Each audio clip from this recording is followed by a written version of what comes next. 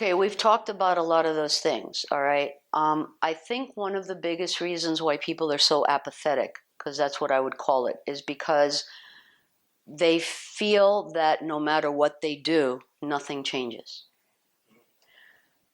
We have to get them to see that because of what they do, things can change. And one of those things is voting.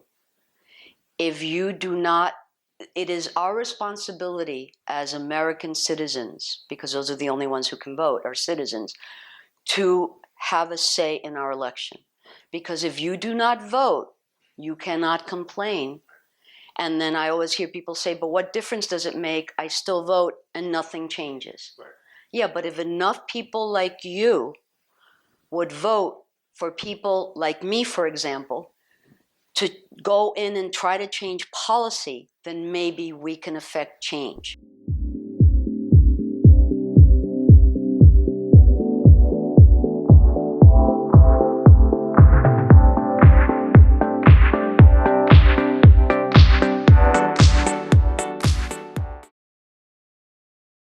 Anyway, now we'll talk about Social Security, because people your age are going to say, hey, we're not worried about it because it ain't going to be there.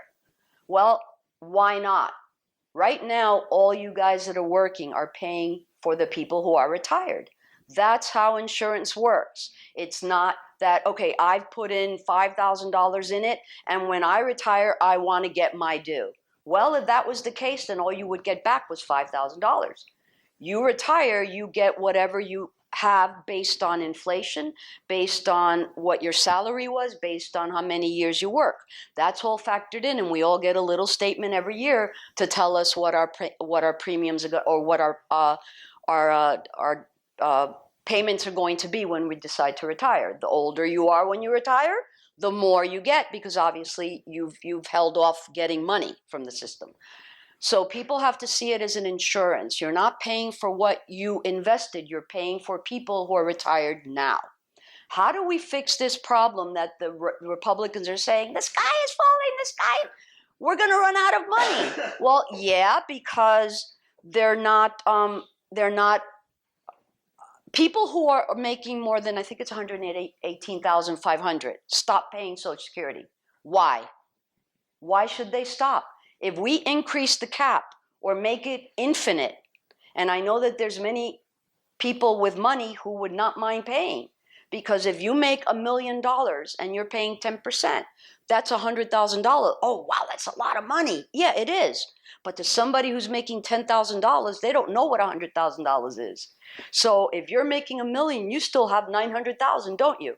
If you're making 10,000 and you pay 10%, that's $1,000. That's a lot of money when you're thinking about that level of income. So you have $9,000. So what we need to do is either increase the cap, let's start with that, maybe to increase it to 250,000. I think that that's not unreasonable. That would give us a lot more years, and then that way we can also give a cost of living increase, or a COLA, as they call it, or an adjustment, cost of living adjustment, based on inflation, which it's not based on now. So for example, this year, seniors were told, okay, don't laugh, that they would get an extra $500 for the year. What does that do? That does really nothing when you think about it. Calculate that weekly or monthly. That's not a lot of money when gas is so expensive. And by the way, oh, but the cost of gas has gone down. How many seniors actually drive and still have a car? Most of them live in communities where the price of gas does not affect them. But the price of milk has gone up, the price of bread has gone up, the price of eggs has gone up, the price of taking a bus has gone up. Medicare, as the price of healthcare goes up, because it only seems to do that in this country, and I put that in quotes because other people seem to manage just fine, and they don't have copays, increasing copays and increasing deductibles, which obviously affects the seniors more, the elderly, because they're living on a fixed income.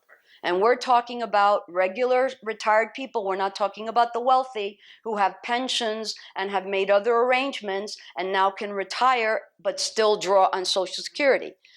To them, that's nothing, but to somebody who's relying on that $15,000 a year to live on, That's a lot of money. And now if they have increasing copays and deductibles on the Medicare, because then depending on the plan that you get, right, you may have more or less deductibles or more or less copays, that's still going up. So yeah, the seniors are very much affected, and I personally would like to see this system available for you young people when you get there, because it should be, and we can make it available. My name is Dr. Alina Valdes, and I'm running for Congress, District 25. Please visit my website, Alina Valdes with an S for Congress.com. Thank you.